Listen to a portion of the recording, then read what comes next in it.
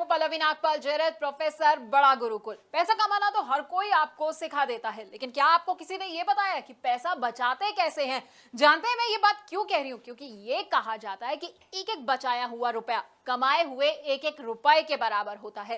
इसलिए पैसे कमाने के साथ साथ ये बहुत जरूरी है कि पैसे को बचाया कैसे जाए। इसलिए तो हम आपको बताएंगे कि कैसे आप पैसे बचा सकते हैं और उसे निवेश कर सकते हैं। अब कभी किसी के घर पे शादी होती है, कभी उसे घर भी खरीदना होता है, तो ऐसे में ना आपको समझ नहीं आता होगा कि भाई मैं पैसा कहां से निकालूं। तो घबराए नहीं, क्योंकि हम आपको ये भी बताएंगे कि किस लक्ष्य के लिए आप कैसे पैसा बचा सकते हैं। तो आपके लिए कहां निवेश करना सही होगा, इन टिप्स के साथ हमने आपके लिए बहुत ही खास कोर्स बनाया है।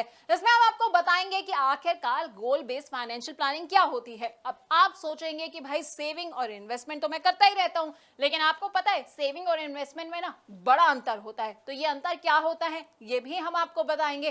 पोर्टफोलियो मैनेजमेंट क्या होता है और कैसे आप गोल बेस्ड अपना पोर्टफोलियो बना सकते हैं, ये हम आपको समझाने वाले हैं। अब कई तरह के ना सिनेरियोज होते हैं, जैसे कि लोग क्या करते हैं, थोड़ा थोड़ा पैसा जो है वो हर महीने की सैलरी से निकालते हैं और उसे निवेश कर देते हैं। तो कई लोग क्या करते हैं कि बोनस मिला और सारा का सारा पैसा निवेश कर दिया। तो कौन सा सिनेरियो किसके लिए सही रहता है ये हम आपको बताएंगे। अपने कोर्स में हम आपको म्यूचुअल फंड्स के बारे में भी बताएंगे। और अगर आपके कुछ शॉर्ट टर्म गोल्स हैं, जैसे कि आप सोच रहे हैं कि भाई 6 महीने के बाद जो है ना मैं एक स्कूटर खरीद लेता हूं, या मैं सोच रहा हूं कि 6 महीने के बाद जो है बच्चों को घुमाने ले जाऊं, तो ऐसे गोल्स के लिए पैसा कैसे आपको इकट्ठा करना है ये हम आपको बताएंगे। अब कई आपके गोल्स ऐसे होंगे जो मीडियम टर्म होंगे, यानी कि आप सोच रहे होंगे कि भाई एक फॉरेन में अच्छी सी वेकेशन प्लान कर ली जाए, या फिर मेरे बच्चे की पढ़ाई जो है ना खत्म होने वाली है, अब उसकी हायर एजुकेशन की बारी आने वाली है, तो भाई मुझे उसके लिए पैसा कैसे इकट्ठा करना है, तो वो हम आपको बताएंगे।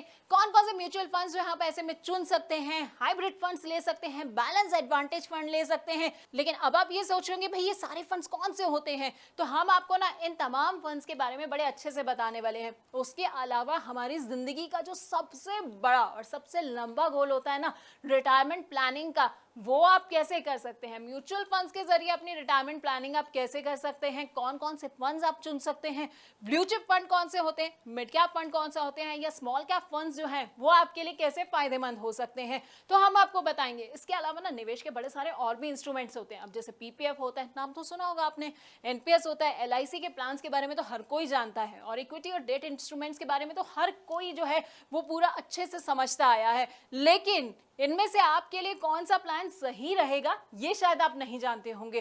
तो हम आपको ना अपने कोर्स में इन तमाम प्लान्स के बारे में अच्छे से जानकारी भी देने वाले हैं। और अगर आप रिटायर हो चुके हैं और आप सोच रहे हैं कि भाई मुझे तो बड़ा सारा रिटायरमेंट के बाद जो है ना पैसा मिल गया है, अब इसे मैं कहां पर निवेश करूं, तो बस आपको टेंशन नहीं लेनी है, क्योंकि हम आपको ये भी बताएंगे कि रिटायरमेंट के बाद आप कहां निवेश कर सकते हैं।